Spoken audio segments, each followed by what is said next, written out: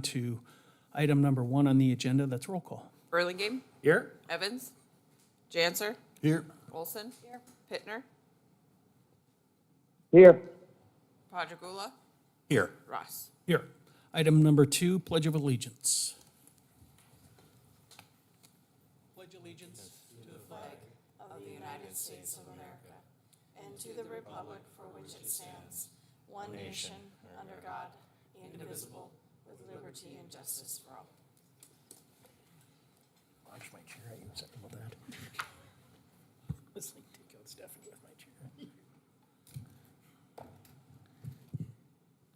Moving on to item number 3, this is just kind of a wrap-up of the last 2.5 days or 2 full days of budget tours, taking on some information. But before we get into it, I just think I need to, or as a council's kind of, I don't like to speak on behalf of the council, but there are some thank yous out there, and I hope we kind of covered everyone. Harold and Tom and your teams, thank you. This doesn't go, doing what you did these last few days takes a lot of work. And as the council, and I'm sure the candidates, we appreciate the deep dive that we were able to get these last few days, traveling throughout the city and meetings here at the council chambers. Also, Anna, from your staff, I heard it a few times. Anna, what's always been on, what's on the menu at Anna's Cafe. So Anna, thank you for putting together the refreshments and everything. Department heads and staff, they say that, I know we use this term a lot when we talk about the military and the sign that comes on the Minot Air Force Base, but, we could have that same sign on every city building. Only the best come north. And I think these last 2 days for myself prove that we have the best of the best. And I really appreciate, this is an interruption to your days, to your schedules, to your routines, and for what you did these last few days. I appreciate that. Council members, we signed up for this. We knew that we were going to have some of these commitments like this, but I appreciate the participation, whether it's in person or online. I appreciate the participation, and I think the knowledge going into the budgeting process over these last couple of years, I think this process is vital. So I appreciate you taking part in that, and also the candidates.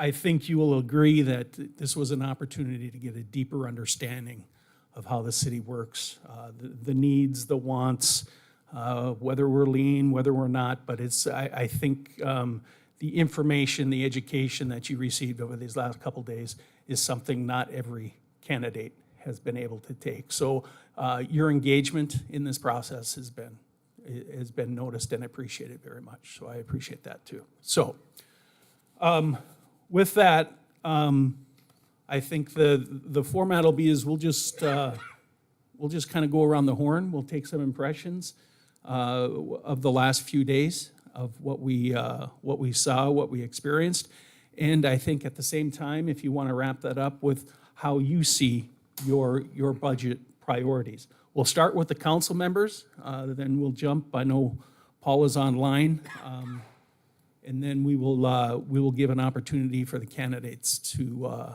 add their impressions and budget priorities as well. So with that, I think, Mark, if you want to start off. Okay. Thank you, Mr. Mayor. What stood out to me in the last couple of days and with the tours and presentations that we've had has been, I think, the great work that City of Minot employees are doing in providing services to our community. And I think we have to recognize that this is a pivotal time in our history and in the circumstances that we find ourselves in. We have 2 major legacy projects that are prioritized and dominate our present situation and our present finances. And they limit the flexibility that we have to do other desirable things.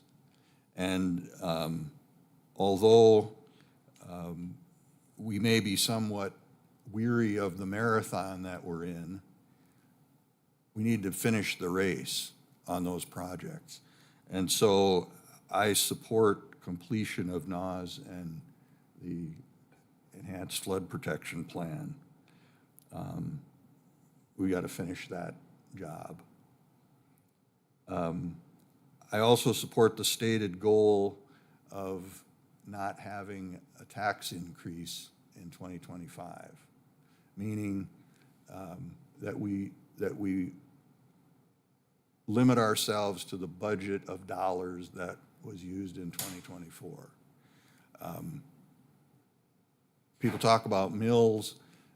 That's always confusing, and I think we're all well aware that with the continuous upward trend of property values, that even if the mill rate stays the same, in many cases, the dollars go up. And so I think we have to be cognizant and recognize that in the present circumstances, we are in a position where citizens in the community are having difficulty with the tax burden. And so I'm in support of keeping the dollars the same as they were last year. The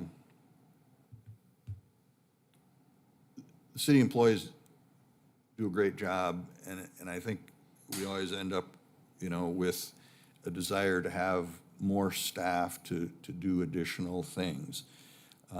In my view,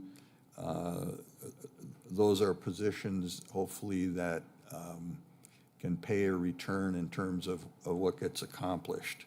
So, for instance, we need to look at where we have recommendations from an outside consultant that suggests that we should add 3 firefighters. I think we need to try to figure out how to do that. And I think if we have positions where fees or other fees for service for what they're doing can pay for the position, such as the suggestion in the planning department about the commercial plan reviewer, I think those make sense. I think we also need to prioritize maintaining what we have, and that includes both city employees, and we need to make sure that we're paying them competitive wages and providing good benefits. And I think we've done that in the past, and we need to continue to do that. And then the same thing with equipment. We saw a couple of things that were game changers that would maybe be the exception. But beyond that, I think we're in kind of a different environment than maybe we've been used to, which is that the combination of supply chain issues and inflation have made it difficult to continue to procure things the way that we have in terms of equipment. And so I think initiatives like a fleet management and vehicle replacement long-term fund approach make better sense today than and are more necessary than they were before. Those were kind of my impressions and the way I would approach going at this next budget. Okay. Steve? I basically would want to echo everything Mark has said. One of the things I started off yesterday's meeting, and I'll add my own personal perspective beyond that. I started off yesterday's meeting by complimenting the city staff and the city manager for delivering, I think, the most clear-eyed, objective, and honest and in-depth perspective on the city's needs and city finances that I've ever seen since I first started serving on the council back in 1998. And I think it's very important that we be honest and we proceed in a collaborative, collegial kind of framework. And these past 3 days, I think, have been very intense and have brought out the issues that the city really is facing. I think the thing that guides me in my service on the council is a motto of the school I graduated from, and if I remember it correctly, it reads that the better self shall prevail, and each generation introduce its successor to a higher plane of life. We're part of a larger chain, and we work together with lots of different people. And I think we have a commitment to the future to make that future as good as we can make it. So I think people who are listening or watching need to understand that we have taken this responsibility very seriously, and we have tried to work together with staff. There is unfortunately a climate that we operate in, and I think and that needs to be pointed out. And I guess what I'm calling here for is civility and cooperation and as much collegiality as possible. During the course of yesterday's meeting, I received a very frustrated email from an individual. I want to read part of it because it happened while we were talking. The person said, "My husband and I are cancer patients and my mother suffers dementia, and you disturbed us all for nothing by coming to their house and asking for their opinion and sharing my thoughts." And the person continued, "I have watched many city council meetings and I feel the entire council needs to be replaced. Main reason, none of you care about how much taxpayer money you spend. If you did, Minoters would not be struggling with property taxes in a time the entire nation has ridiculous inflation." That's the kind of frustration I think people are experiencing, and I think they take it out on us. Could we be more efficient? Could we do things better? Absolutely. And I'm kind of gratified that some of the people running for council have adopted the slogan I had a few years ago, "If we can do better." We certainly can do better, and we're trying very hard to do better. And I think in our discussions, in our disagreements even, we need to be civil and not let the insanity that's at the national level and even in Bismarck pervade our discussions. I think we also need to understand that we're the whipping boys and girls, if you will. You can't tell the president to F off or threaten them like Alderwoman Evans has been threatened without the Secret Service or the FBI coming to your house. People can get away with threatening us and intimidating us and insulting us, and we need to maintain our composure as much as possible. So one of the things I want to make a plea for is a continuation of the cooperative working together attitude we have. And I want to reassure the public, as I did this individual, that we really do care about taxes. It's not what it appears. I don't think there's a day or two that go by in my thinking that I don't think of how we can operate more efficiently and effectively and hold the line on property taxes. But you get what you pay for. And Oliver Wendell Holmes said that taxes are the price of civilization. If you want civilization, if you want good roads, if you want police protecting you, firefighters protecting your property, there has to be a cost for that. And I think we're being honest with people and have been the past few years about what those costs are in personnel and in finances. And that's very different and I think much more positive from what it used to be. In terms of specific perspective, I guess I mentioned yesterday in one of the smaller meetings that Harold sent a memo out to department heads, which we got a copy of, kind of listing his parameters for the budget process. And actually, it wasn't in the memo for March 4th. I read it somewhere. He must have sent another memo where he suggested that the primary priority should be safety and then preservation of city assets. An example of safety would be the recommendation from the fire department and Harold that we hire 3 additional firefighters. That really is a critical life safety issue. In terms of preservation of assets, we saw yesterday that there were some major leak roofs in the airport terminal. Beautiful terminal, but wasn't designed apparently very well in some respects. And we can't let water seep into the building and threaten its structural integrity or at least its appearance. So I think preserving what we have, what we've invested in, both in terms of property and equipment and people, we need to keep with. And the final thing that Harold suggested guide us is responding to the citizen survey. What people, in a scientifically objective manner, told us that they feel their priorities should be for the city.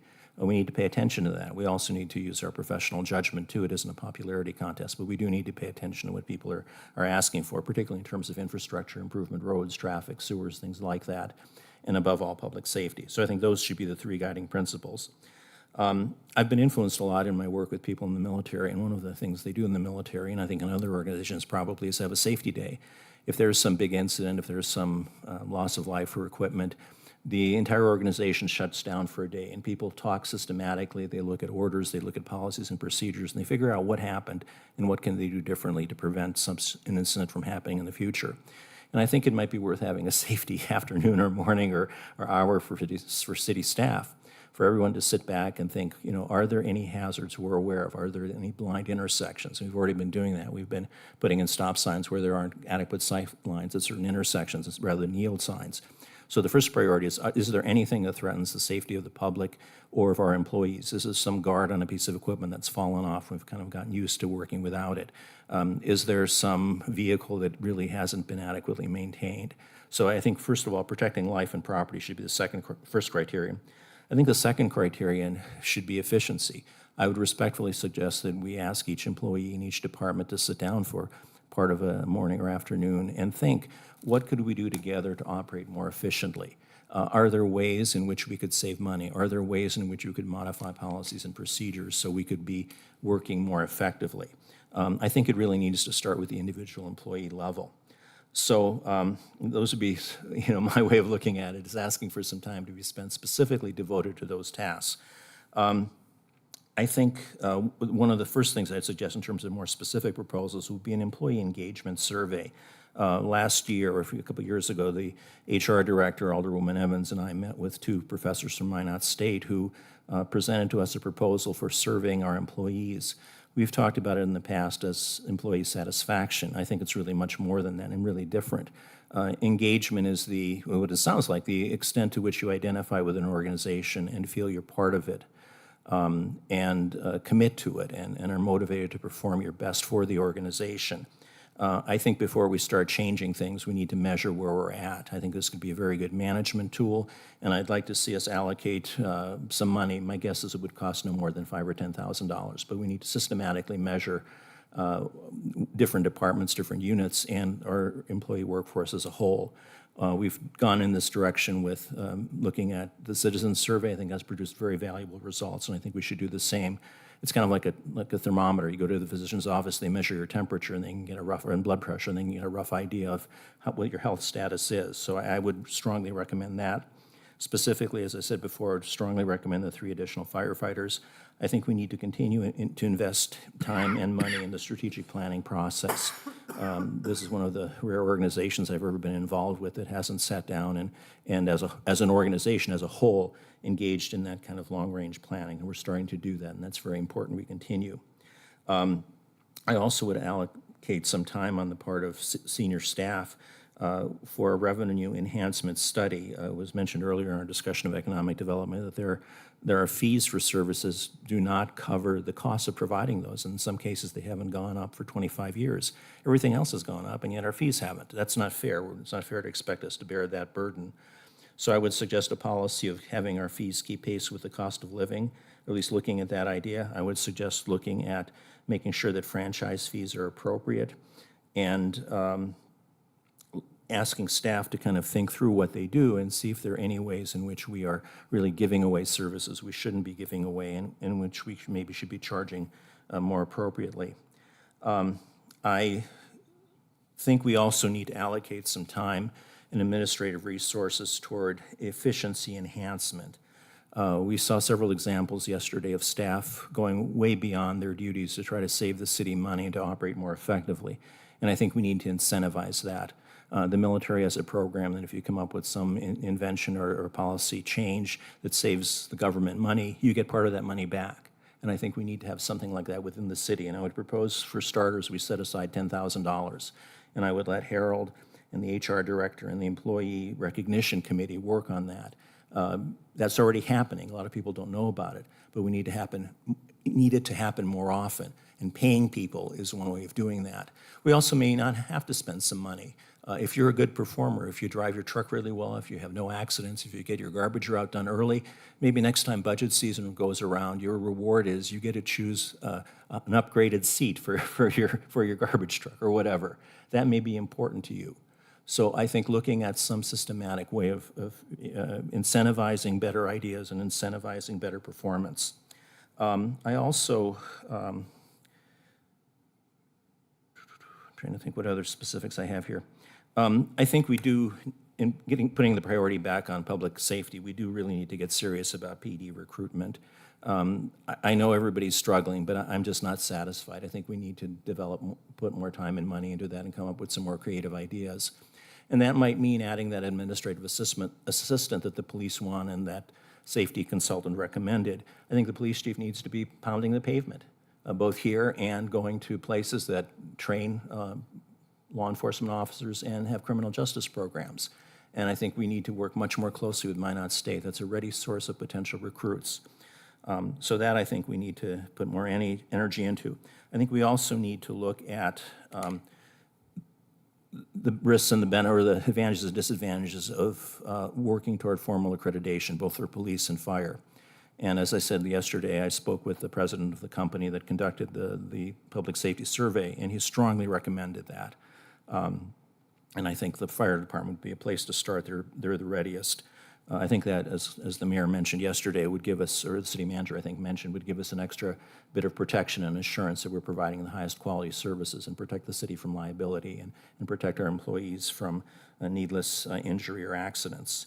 I would also make a plea for better training of our managers, starting with line staff and supervisors and moving up to department heads. Most large organizations have formal management trainee programs. I don't know that we're large enough for that, but I think in conjunction perhaps with other cities or the League of Cities, we can develop a formal training program. And this isn't just the usual HR stuff, which is important, like filling out forms or making sure there's no harassment or sexual discrimination. What I'm looking at is ways of helping people understand what motivates employees, how to get them to function more effectively, how to make sure organizational policies are effective. Harold mentioned wanting to set up programs to improve the mental health of city staff. My expert opinion is that the best way to assure the mental health of city staff is to have a healthy organization. And I think we can do that by leadership training, by reinforcing good leadership behavior, and by making sure the organization is responsive, not just to citizens, but also employees. People work harder when they're engaged. People work better and they feel better and they function better if they feel part of a larger whole, if they feel they can contribute something, if they have some autonomy, if they can design their workplace, their work hours to the extent feasible. And that's what I would emphasize. That's the best intervention. It's not a counselor, it's not a social worker. You know, you have mental health benefits through your employee assistance program into your health care coverage. The biggest thing in organizational effectiveness is that organizational atmosphere, making sure the rules make sense, making sure people have input and a sense of ownership. That's what I would prioritize, and that's why I'm emphasizing management development and staff training and measuring the temperature of the workforce. That's going to be the most efficient and most effective way of improving things. I also would end with a plea of, there's an expression for this, and I can't quite retrieve it, but that management by going out, kind of a evangelical style of management is really very useful.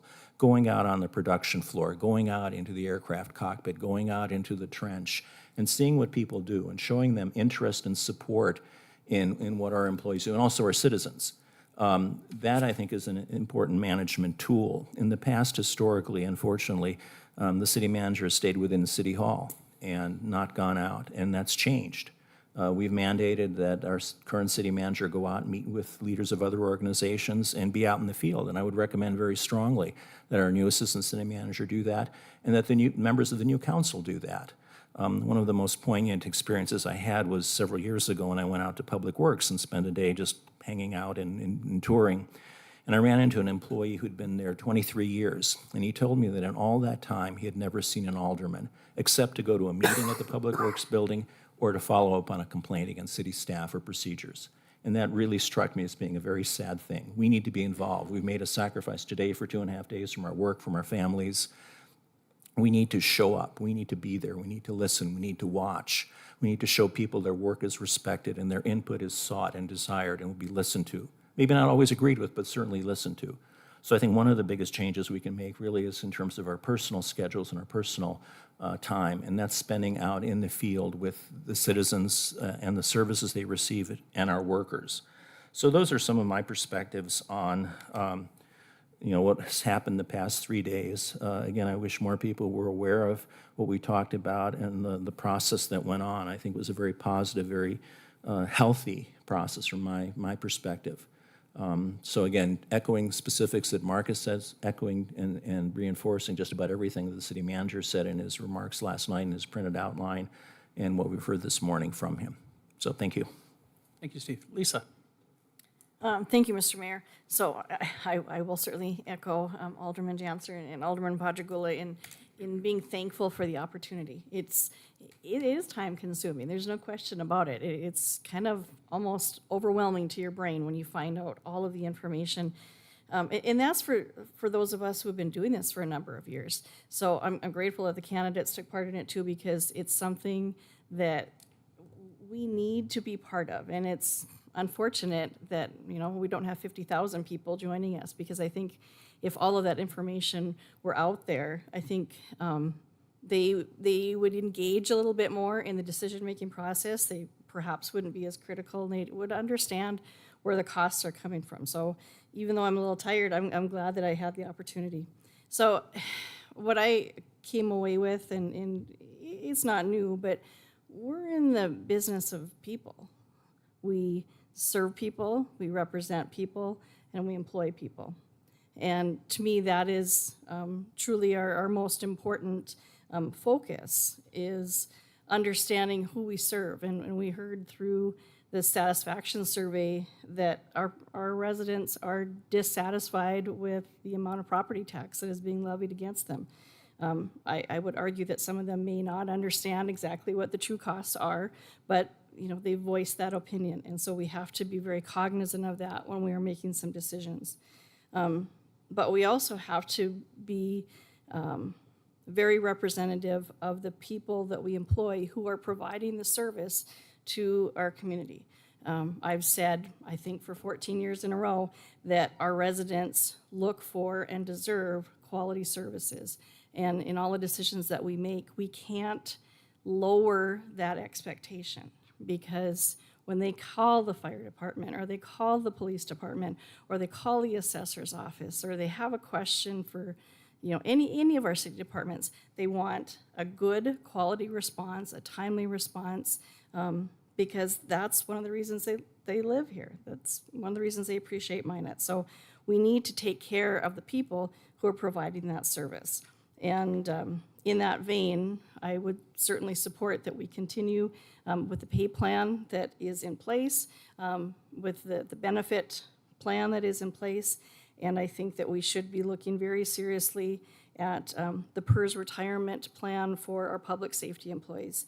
Hearing that Minot is the only community in the state of North Dakota that is not providing that, I think that's a shame, and it's something that we need to look at. It will come at a cost, there's no question, but it's something that we need to look at.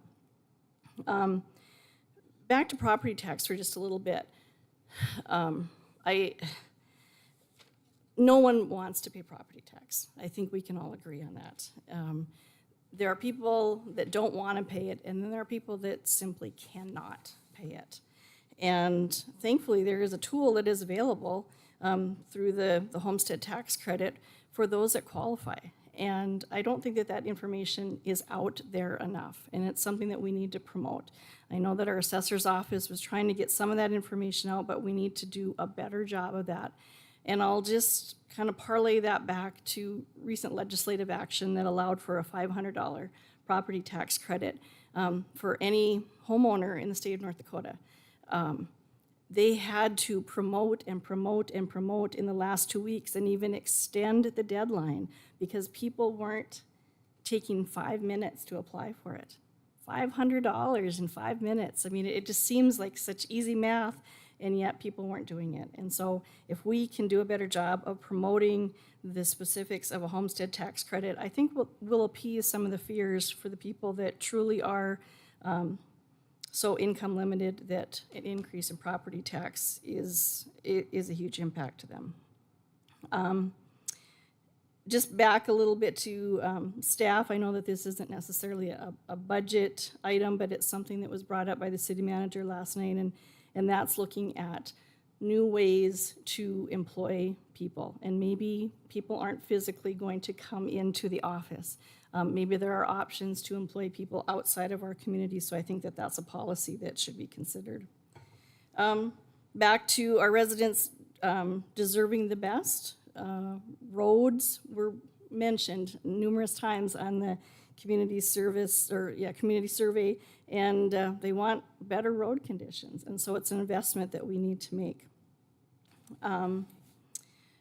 We've had a survey, or excuse me, a study that was completed regarding our police department, and in that study, it has been made clear to us that something needs to be done. We can look at our community or our current facility, we can look at building a new facility. We know whatever option we take, it is going to be expensive. But it is also something that has been delayed and delayed and delayed and has only become more expensive because of those delays. So I think that very serious consideration needs to be put into how we are going to address the needs of the police department building. I'm going to quote our city manager a little bit because he likes to talk about growing the pie, and we do have to grow our pie. And we do that through more dollars coming into the pie. And one of the options is to look at franchise fees. Again, it's something that we have not been actively pursuing, but it is allowed within state century code, and it's something that could relieve some of the needs that we have. So I think it's something to for city staff to look into. And I've been supportive of economic development, and I will continue to be supportive of economic development because we can see how it makes a difference. By our investment, we are getting new businesses into town, which are employing people, which are bringing residents from other communities in. They're making purchases. We're seeing the sales tax increases. So that is something that I would continue to support. And I guess last but not least, I'm going to make an unpopular statement because while I believe that we need to be as lean as possible, I think that we are confining ourselves a bit by making the statement that there will be no property tax increase. If we can do it, wonderful. That is the best case scenario. But I think we might be a little foolish in believing that we can accomplish what we need to accomplish within those confines. And over the last couple of days, we've heard words like difficult and painful. That shouldn't be our approach to providing services to our residents. And so if it's possible, let's try to make that happen. But if it's not, if we are cutting services that are important just to meet the goal of not increasing property taxes, then we need to look at that very seriously. And I'm hoping through that process that whatever cuts are being considered will be brought to us so that we can have that conversation, have that dialogue, because I think when our residents understand what could be cut, I think that they will want to let us know if they're willing to pay for it or not. So again, communication, dialogue are very important there. Thank you. Thank you, Lisa.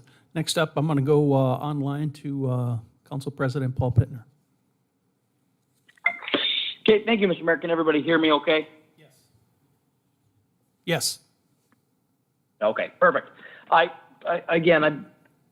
I'll start out by thanking staff, thanking fellow council members, citizens that tuned in, the candidates for tagging along. Just like no different than any other year that we do these, they're very sobering. Not only for the commitments of the aforementioned projects such as NAS and flood protection that we have commitments to, and will continue to require funding from the city. but there's also a sense of pride that comes with these meetings, because we see what kind of leadership we have throughout the city, not only from our employees, but to our department heads, to our city manager's office, as well as, as hard as it is to say sometimes, my fellow council members. And I'm joking. But again, we have people that care. We have people that are trying to do the best with what we have. I don't think there's any ill intent or ulterior motives with anybody when we put these budgets together or when we go through these exercises. But I think another thing that we see throughout this process is sometimes the lack of, and I want to say information, but the information's out there. It's not a lack of information. Our meetings are streamed. Our information's on our website. Our council meetings are open. We see the customer service that our employees and our department heads take pride in. That when somebody has a concern, they have an open door policy that they can come in and get the information they need. They can ask the questions that they have and get the answers. They might not like them, but the doors are open. So I would say it's more of a lack of understanding sometimes. And I'm guilty of it. I will 100% own that. I'm guilty of it prior to coming aboard in 2018.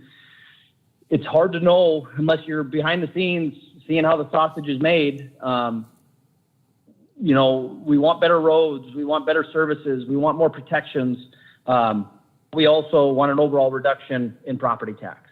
We want a reduction in cost. And that goes hand in hand with the record-setting inflation that we've seen, nationwide. So again, I don't have a whole lot of overall desires or directives, outside of what's already been stated. Firefighters, I think getting to that 4-person crew for safety reasons, response times, efficiencies, morale within the fire department, I think would benefit from that move. Overall, just some of the deliverables that I think can come from the studies that we just had through CPSM, even hiring civilians for certain positions within the police department and get those sworn officers back on the road or back in investigations. We see the need of internet crimes against children, positions that are very overdue and would do a great deal of good in our community.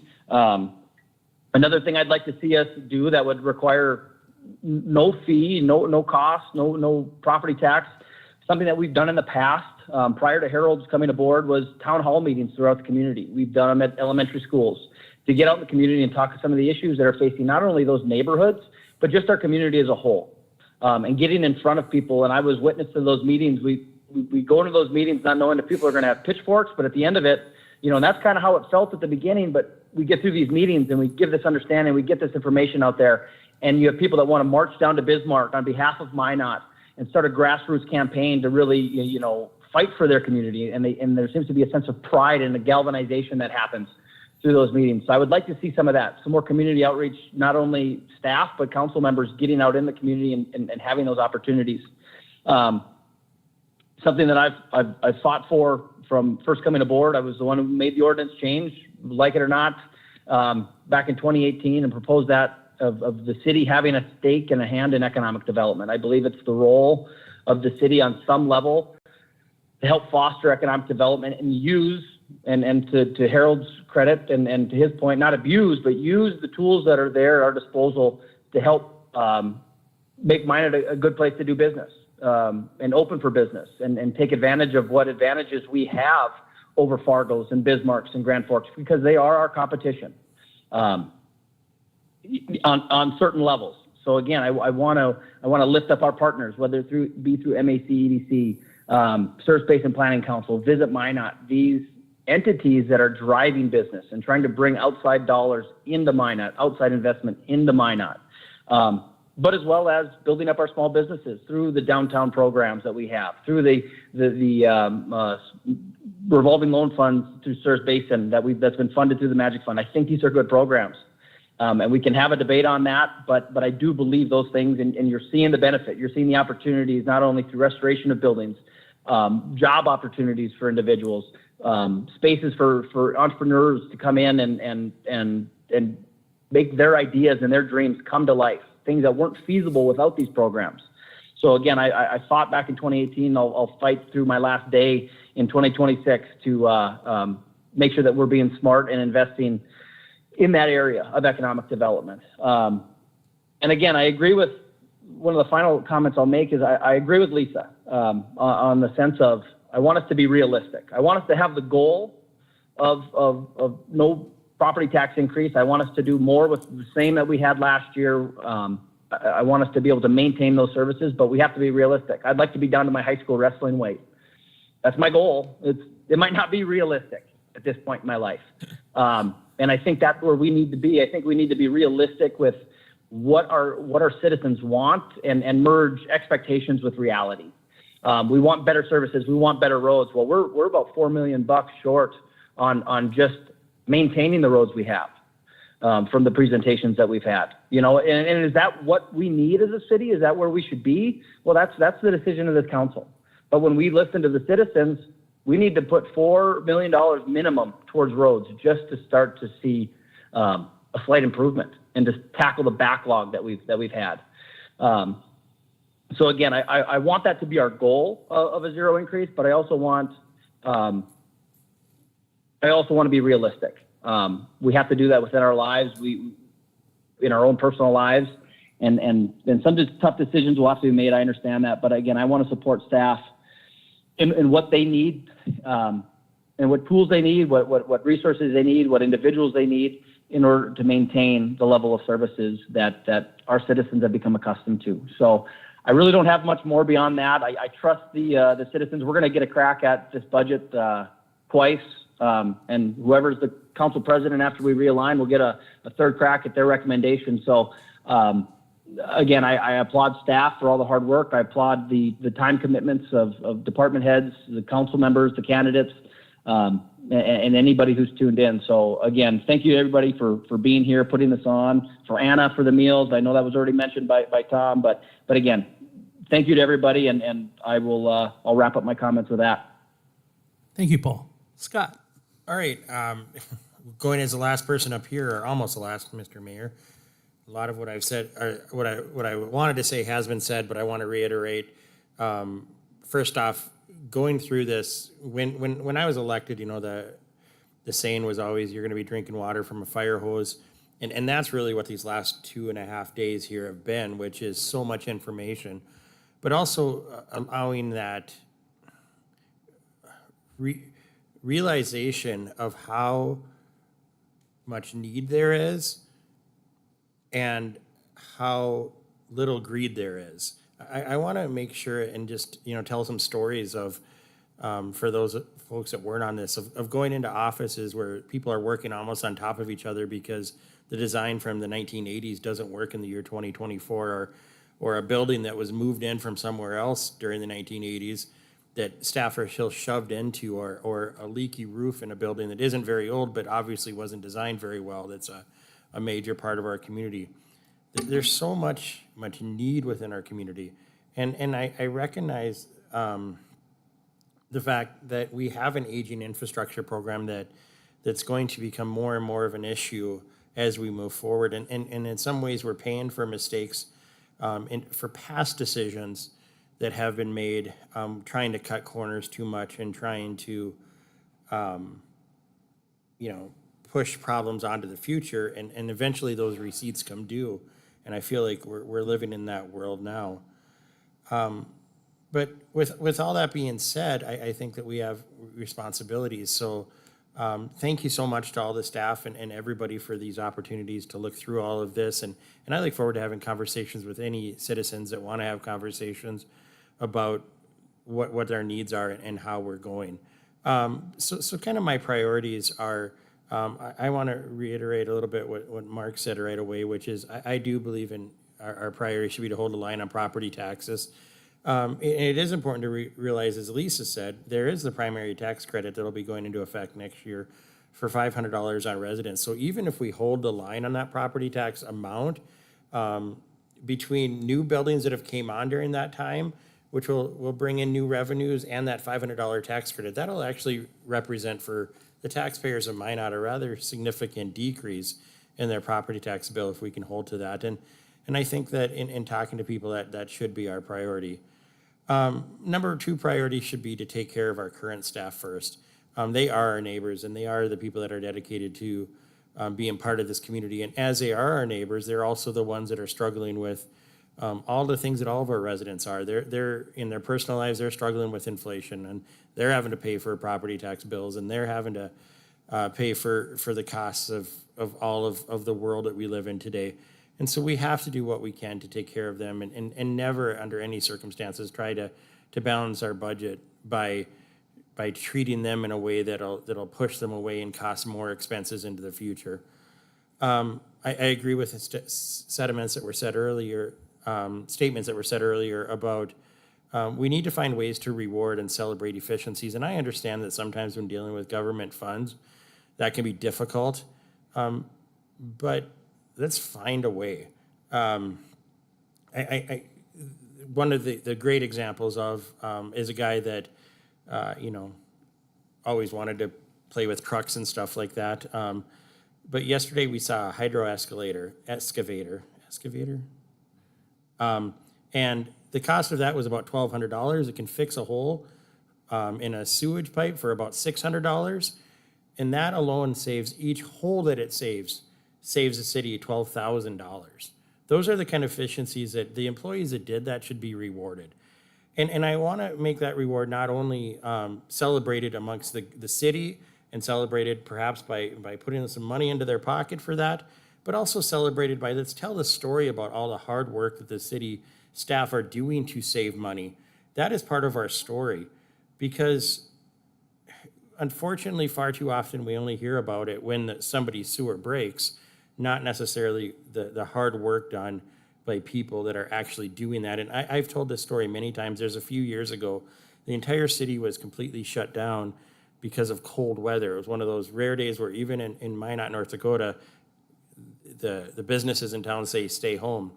And as I didn't stay home because that's who I am. I went into my office and was doing some work, and I drove by a city crew out fixing a water main break. So in this, extremely dangerously cold weather, they were there serving the city of Minot. Those people are heroes to our community, and they need to be recognized. And in today's political climate, we've went way too far away from trying to attack those folks, and that's true with so many of our city employees. I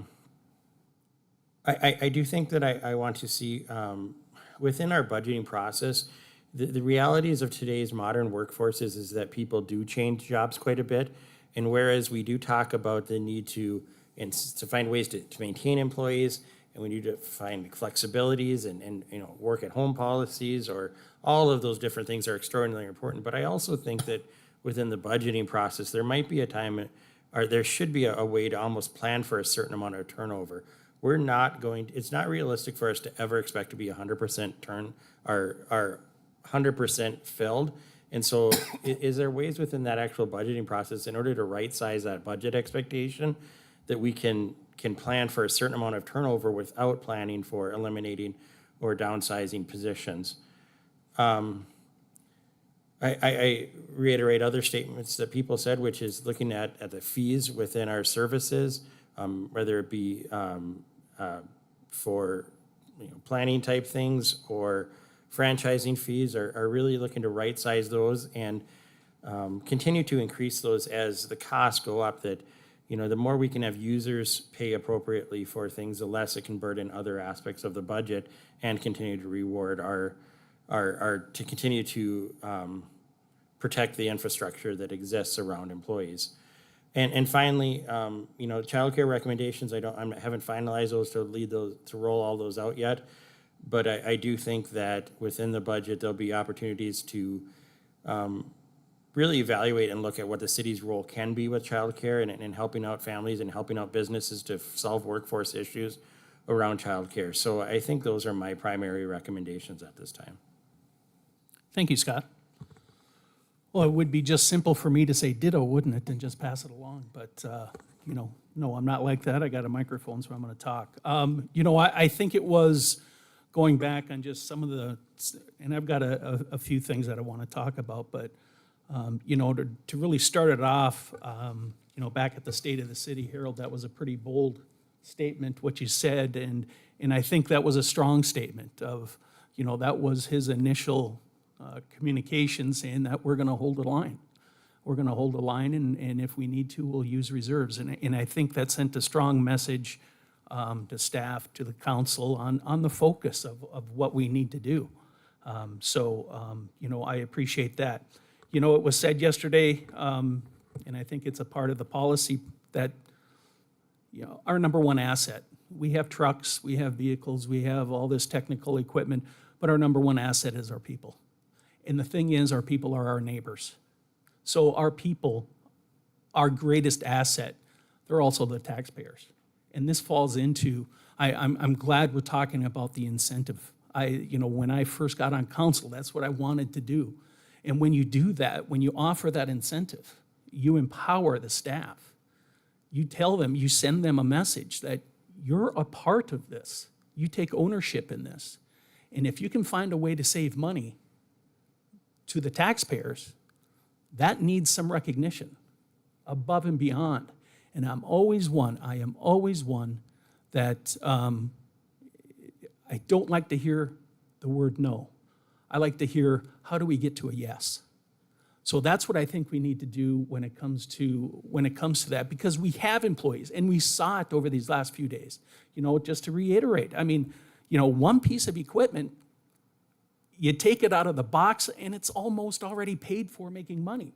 Not just this year, but for 10, 15 years down the road. It's making money, it's saving money. And that needs to be rewarded, I think. And that's not something that's coming from the council down. These employees are taking it upon themselves, and they're going to their department heads. So I think a program where we encourage that and empower, I think we're gonna see results, absolute, solid results on that.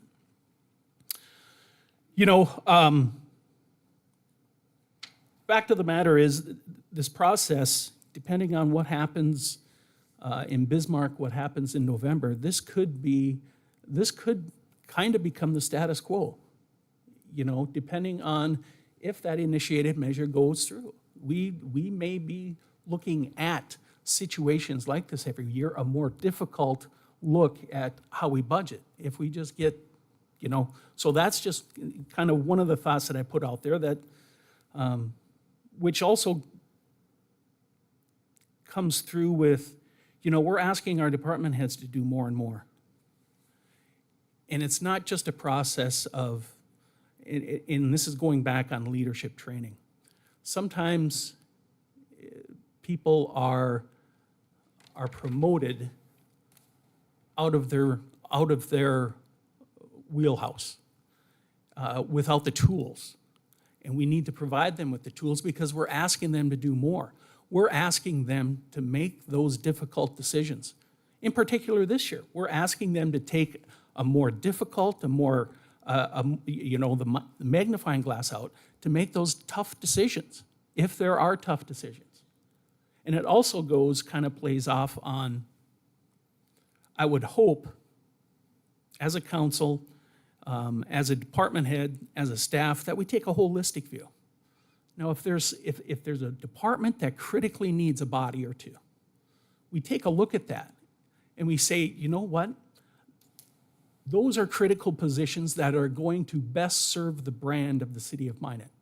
We understand that, and we're going to take that, and we may have to forego something as one department to help this other department get to where they need to be, to where that department can best serve not only the staff, not only the residents, but the entire community. When it comes to it, and just a thought, I don't know if it's going to be popular. In my opinion, at this point, I think the dollars on an economic development person for the city of Minot, I'm not sold on that yet, to be honest with you. I think there's a somewhat duplication of services, and I think that's an opportunity for us to look at that. And I agree with Harold. I'm not so sold on retail coach. If we're digging deep, I think there's I think there's an opportunity there to either find a different direction, use those dollars for something else. I just haven't seen the results that I'm happy with on the retail coach side. You know, we can't, and I apologize for bouncing around, but you know, we can't change the past. We can learn from the past. And we can learn from the past by not doing what has happened, what has occurred in the past. So at the same time, when we're living off dividends of incredible investments of our past, we're living off those, and that was my theme of the State of the City. We're living off those. But on the flip side, we're also dealing with, whether it was poor decisions or at the time they were probably good decisions, but now we're dealing with those decisions when it comes to infrastructure. Those are the things that we're having to deal with. I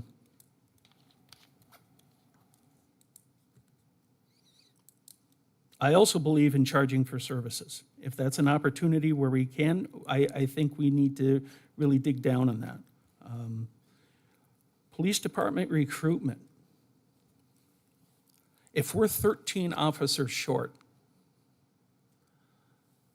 police recruitment absolutely needs to be on the top of that list. And what are we doing, police recruitment-wise? That needs to be an absolute priority. And I think through this process, just my final thought, this process will produce the best budget for all of the city of Minot.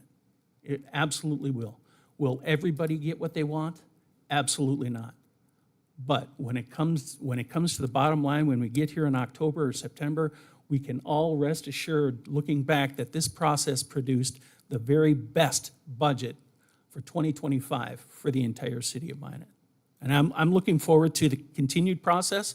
I'm looking forward to the debate, the discussions, and seeing where we can go. It's, I think Harold mentioned it, this is the most important part of the process. We deal with the day-to-day, on the first and third Mondays of the month. We deal with the day-to-day. But this is the process that sets everything up. And it's been fun, it's been educational, and I really do wish that more of the general public would be as engaged in this process as our candidates that are running that took part in this process over the last few days. So with that, I will now, Mike, do you want to start off as one of our candidates?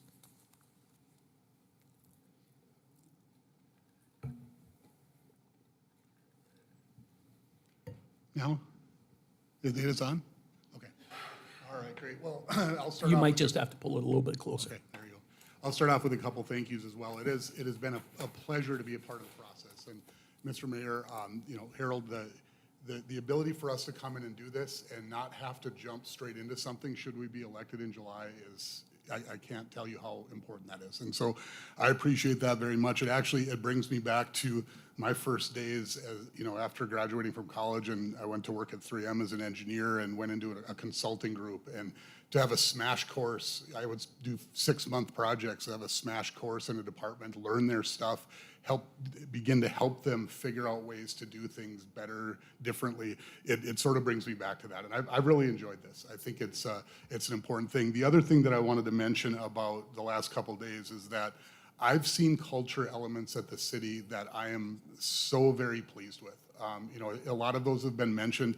The example I'll give you is not necessarily from the last couple of days, but this brings back to mind something from my past when I was at Delta. And we were working on a major contract to try to bring on a new provider that was going to be, a game changer for us. It was going to increase our size by about half. And we had $10 an hour employees in that building show up in suits that day because we had representatives of that company coming in and they wanted to impress them. It wasn't something we asked for, but they did it on their own. And I see those exact same elements in the city, and I saw that yesterday. If that's what we see in the leadership we were working with, I would love to get to know the frontline employees better, and I look forward to that should I be elected. And so with that in mind, I want to hit on a couple things, and then I'll get into some of the priorities. Number one, a couple things with the primary tax credit, the homestead tax credit. Those are wonderful things, and I'm glad that everybody's touting those. You know, in our office, at our accounting office, we've been trying to work with our clients to get those done. One of the things I want the public to know, and for everybody at the days to think about too, is that that's state dollars being input into the local level. That's exactly what that is. It's the same ideas. Whether we're for or against getting rid of property tax, it's the same elements of the same pie.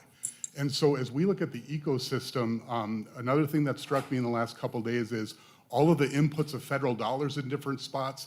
You know, we look at something like public transportation. We took a ride on a bus, which is great. We got to pull up to the new center outside here. And the influx and change that's coming for public transportation because of federal dollars now coming in forces us into some interesting questions. Because my first thought would be we need to have rates so that it's self-sufficient. That's my general thought process. I'm going to talk about that in a minute. But ridership at this exact second might be more important. So should those rides be free? These are the types of questions that we bring on ourselves when we're so reliant on federal dollars, when we're reliant on state dollars. You get into this ecosystem that becomes so complicated, and the staff does such a great job of this. It's crazy to think of all the moving parts with that. So with that, I'll move into just a few ideas to be very specific about what my priorities would be if I was elected. Number one, we've talked about fees a little bit. I want to be very specific about a few areas. And Harold, I would ask that you take a look at these, but others that could be along the same lines.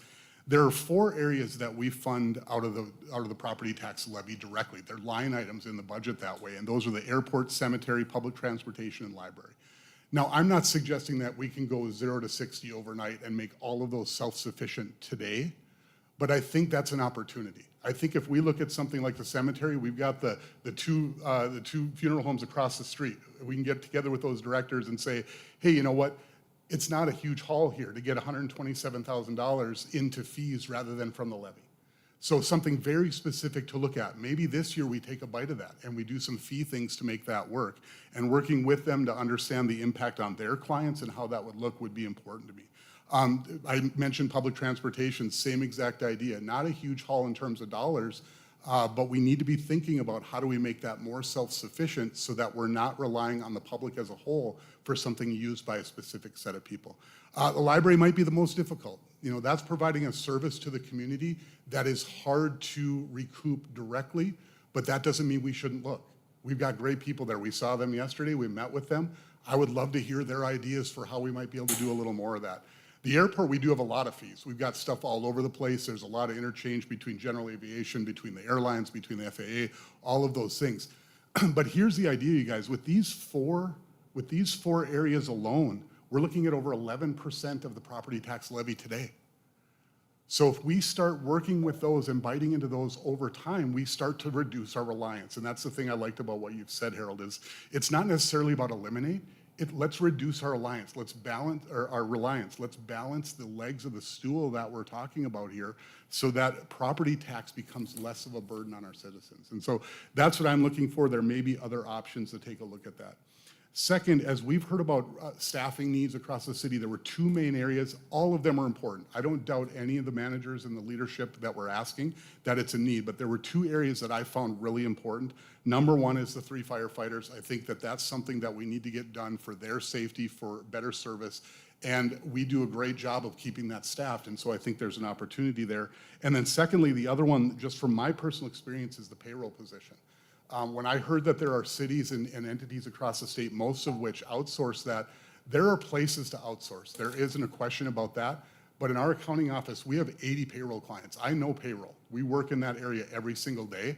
And what happens, especially with an entity the size of the city with 460 employees, is that when you lose the personal touch with an outsourced solution and they literally become a number, you lose all of the personal touch and you don't know when you miss paying somebody correctly unless they bring it back. You need that internal, and I'm fully sold on that position, whether it's HR or finance. I think that makes sense where you put that, Harold. But that touch point for your staff and for hopefully our staff going forward, that to me is huge. And so that's one that stood out to me that makes a heck of a lot of sense. And I think that we need to get that done. As I said, that's not to say the others aren't important. I think that a lot of them are and they need to be discussed. But I will go back to something that I mentioned through the sessions, is that there's some things that I want to learn. Dave and Jenna have talked about, I can come in and learn more about this. The fact that we are budgeting for 13 police officers that, even we'd do great to hire 4 additional this year. If we were able to do that, I think we'd all be very happy at this point. The fact that we're budgeting for that, I think if we could look at pulling some of that down with the expectation that still is the authorized point, we're still going to want to try to get there. I know that maybe there's some nuance of whether that's the right approach or not, but my point with it is that we are budgeting for it there. We know there are needs in another place. I would rather see those flipped over to cover the fire and to cover that payroll position. The third thing then is just the deferred maintenance stuff. It was eye-opening to me on the roads. Certainly that's something where we are losing ground at the money that we're spending today. And I think we need to find ways to get there. Obviously that doesn't balance super well with the pruning that Harold's talking about for this year. And that's absolutely there. And that's why I think we need to see, based on the way Harold's been talking about this, that we need to understand what his vision looks like for that and how do we get there.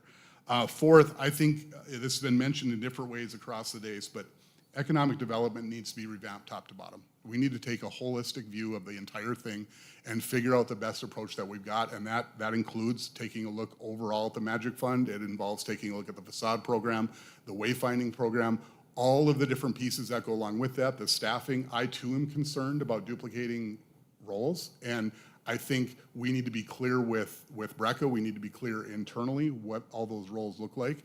And I think we need to take a holistic approach to say we need to look at this whole thing at once and determine the funding mechanisms.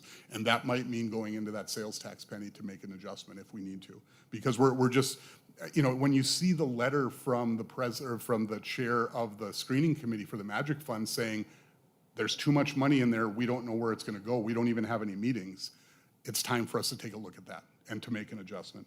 And then lastly, one of the things that we haven't talked about a lot in the last day, but it was clear to me, mainly because of the Task Force 21 symposium that they put on and the fact that it happened right before our forum, but our engagement with Minot Air Force Base, I believe, is wonderful and probably as good as it's been. Mayor Mark, certainly others that are involved in that. And I think, to me, we need to continue with that and enhance it in every way, shape, and form. The fact that I think right now the number is 75,000 that we put into our budget. I'm not suggesting that we explode that. That's not my point exactly.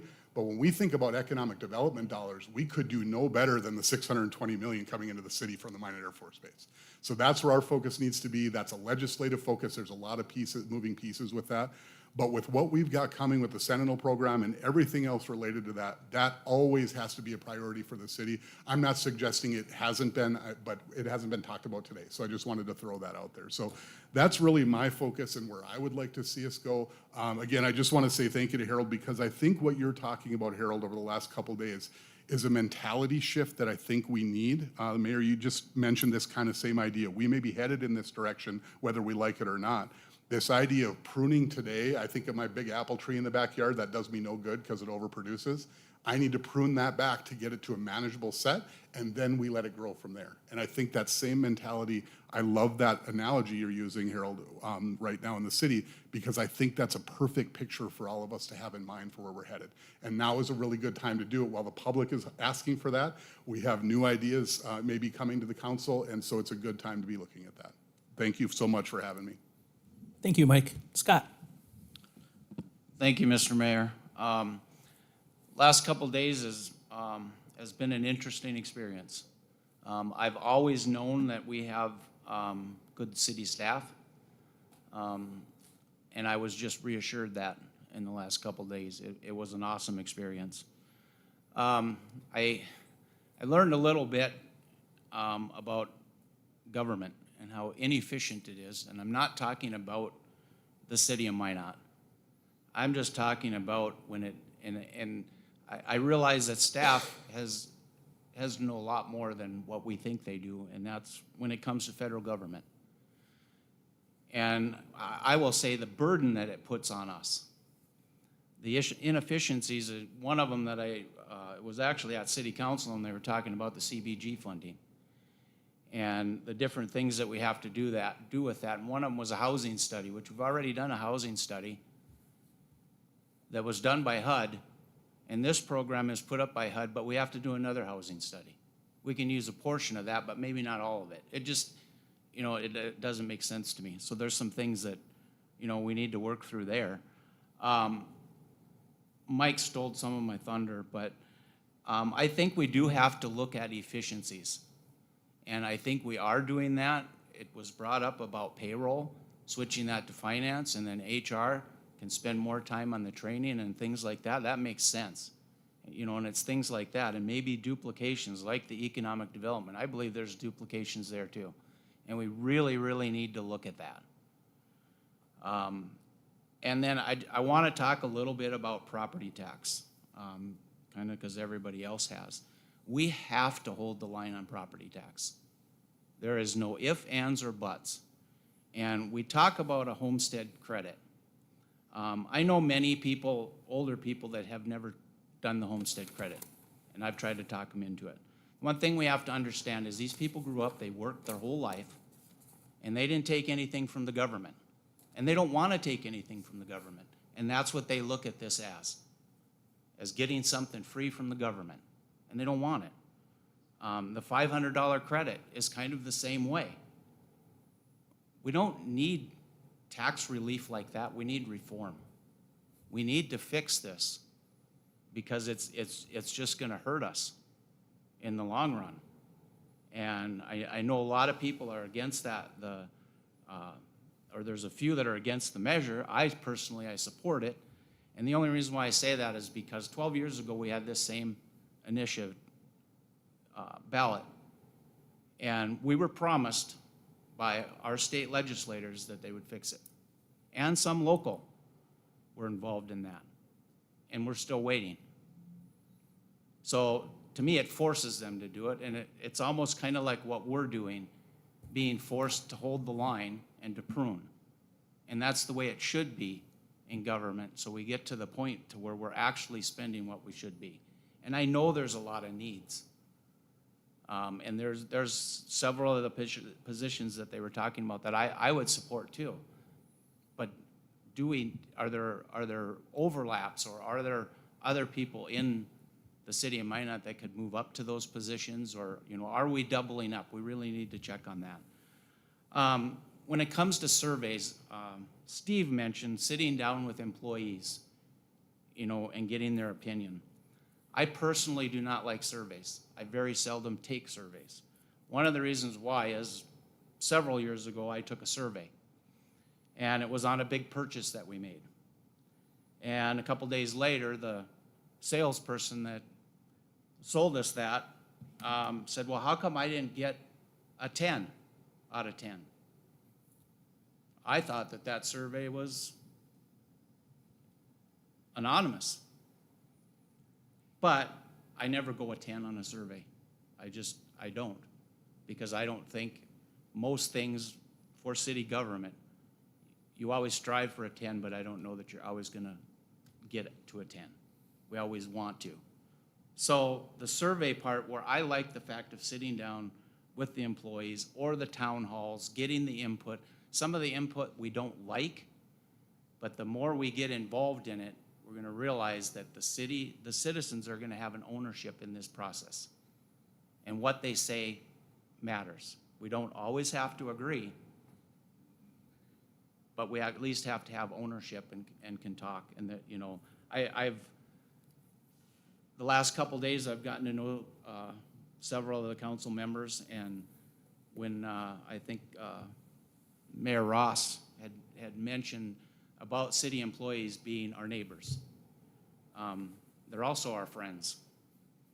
I have several friends that work for the city of Minot, and that's another reason why I know how hard they work and that they do their job. And I've seen places like the airport where the employees up there have ownership. It seems like to me they really care about what's going on there, and we need to fix it. So, but I'm not as well spoken as Mike, but that's kind of all I have. Thank you. Thank you, Scott. Leif?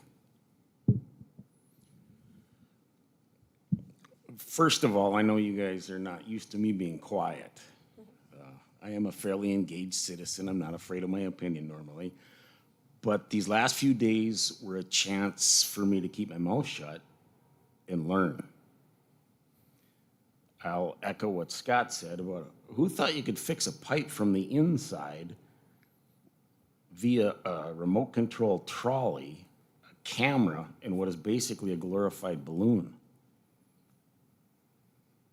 That's pretty impressive. And then to save, what, $11,000 the first time it's used? I think our city staff needs to be freed up to be more engaged, more empowered. And with Harold's closing yesterday, I think moving some of payroll to finance lets HR become an HR department. I think that's vital. One of the things that did shock me about HR's presentation was how the training was only offered to city departments that wanted it. Well, no matter what department you're in, you're still a city employee. You're valued. So that, I think, is a vital step.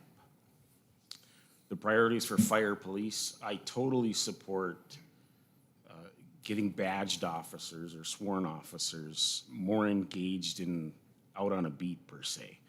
If we can free up some money there with just a non-academy person, I guess, doing clerk work or whatever you want to call it, that leads to efficiency. The fire department, yes. We had a demonstration here where it was a 4-man crew versus a 3. From a coaching background, everybody has their role to play. It's much easier, much safer, and we're talking about life and death. I've been through a house fire. It's not fun. Seconds matter, especially if you're trying to be the point of flashover. That's a big deal. The airport. People who care about what they do, I mean, when you hear the term Frankensteining doors together, that means something. You know, it was pointed out up at the airport, they need to change some of their signage because it couldn't be seen. I couldn't see it. I actually had to make the comment to Harold that, yeah, that's an issue because I didn't see it until it was pointed out. Then I did not know at the Minot Airport, as someone who has had to contemplate the idea of having a seeing eye dog, that there is a bathroom for service animals. I didn't know that. Our city staff are absolutely vital. That's my priority. And I think putting them in an environment where they do feel engaged, like Councilman Padregula says, that's when we're going to see the best out of all of